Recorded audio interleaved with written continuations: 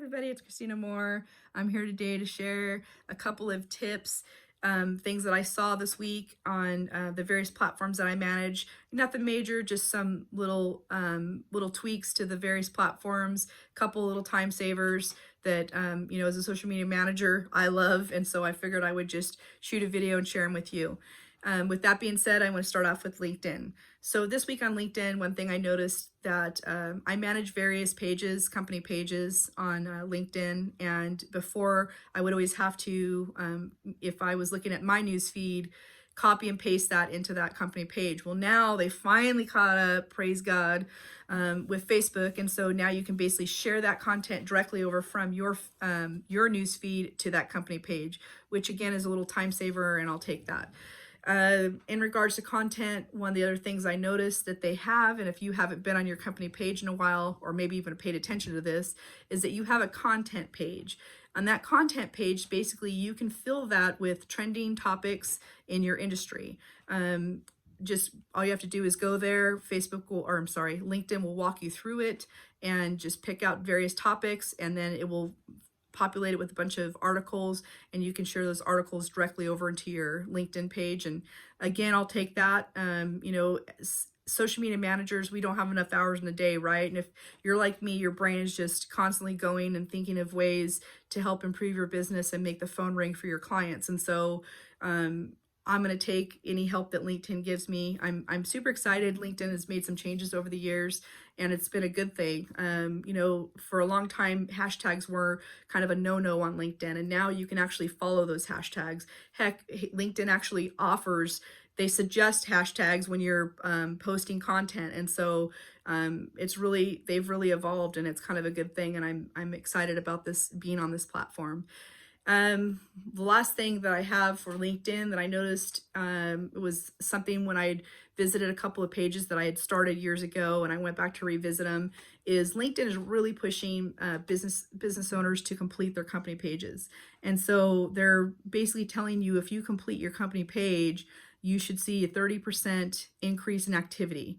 And I'll take that all day long. I mean, it's hard sometimes to come up with content and relevant content that's engaging with your audience. And if LinkedIn is just basically saying all you got to do is complete your profile, then heck, I'm going to do that. And I'm sure any business owner out there would do that as well. And if you don't know, and you have, maybe you just have a LinkedIn page and you have a small business, and you don't think, oh, I don't have a company page, maybe I'll start one. I would go to your profile and check it out, because what happens is when you're completing your LinkedIn page, you don't realize it, but you're actually, if you type in a business and it doesn't recognize it, it will start a company page for you. And so you never know. You could have had a company page all these years and you didn't realize it. And who knows what kind of business you've missed out on. So for what it's worth, I suggest going there and checking it out and completing that company page, and who knows, you may get some business out of it. I mean, I would personally love to hear that. If you watch my video and you actually did that and you got some clients out of it, I would love to hear that. That would be really cool. So that's all I have for LinkedIn. For Facebook this week, I just noticed a couple of little changes. One of them was in the share feature. As you're sharing your content over, I noticed that they removed the events option for sharing, but they added in start a watch party, and also share to stories.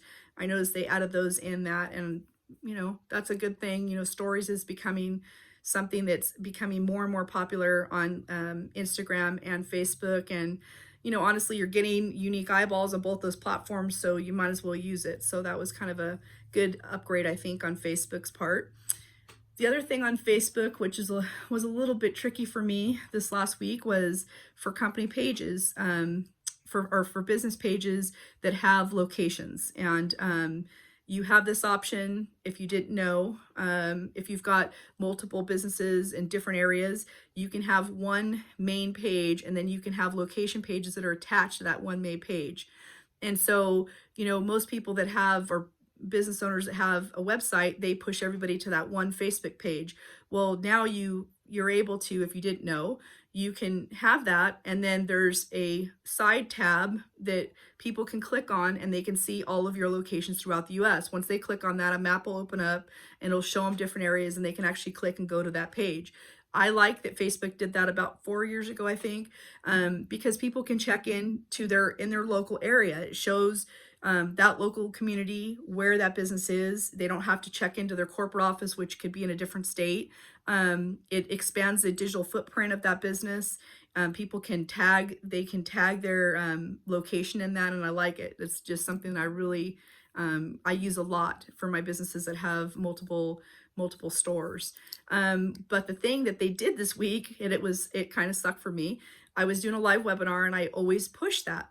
And so I went to show them, the audience, where to go to find that locations tab, and it was gone. And so I figured, oh great, just a Facebook thing that they have. You know, sometimes things don't show up and then the next day they're back. You know, it's just a glitch. Facebook has glitches just like everything else. And so I just figured that's what it was. And I went back later on that day and I did discover that it's still there. They just renamed it to stores. And so so now just know, if you've got a location page and maybe you already had those set up and you thought that option was gone, it's not gone. It's there. It's just renamed. So that was kind of a cool thing. And I also noticed once they renamed it, that once you open it up, if you are a business, the manager of that corporation or whatever, you're able to go directly from that to the business manager section in the back to be able to look at those other location pages. And I thought that was kind of cool. It's another little shortcut to be able to get to all those locations if you need to make edits or whatever. Let's see. The next thing on my list of things I noticed this week was in Google. For those of you that manage reputation for a business, answering reviews is very important. You know, I always suggest answering both good and bad. I've suggested that forever. Now it seems that everybody else is saying that as well. But one of the things that they did on Google that I noticed this week, which was really cool, was they automatically are now translating reviews into whatever your language is. And so I like that. It has both languages there, just little time saver. They always had the option to translate, but this is actually already done for you. So I kind of like that. Let's see. Next up on my things that I saw this week, and the last thing was basically Indeed. I noticed on Indeed they had a new dashboard. It's a lot more user-friendly now. Links are just, you can find everything now from the dashboard. It's before it was a little bit tricky just figuring out where everything was. Now everything's in one central dashboard, and I like that. They're also now getting into the verified reviews. I'm not surprised with so many fake businesses and people creating fake reviews out there. I'm not surprised that they're doing this, but they now have joined the ranks of a lot of the other platforms that are now supporting the verified reviews. This is just good. It's just showing people that these are actually reviews that they can say are real. You know, the fake reviews being out there is just something that is growing. It's crazy that people would pay to have someone create fake reviews for them, but it does happen. It's just insane.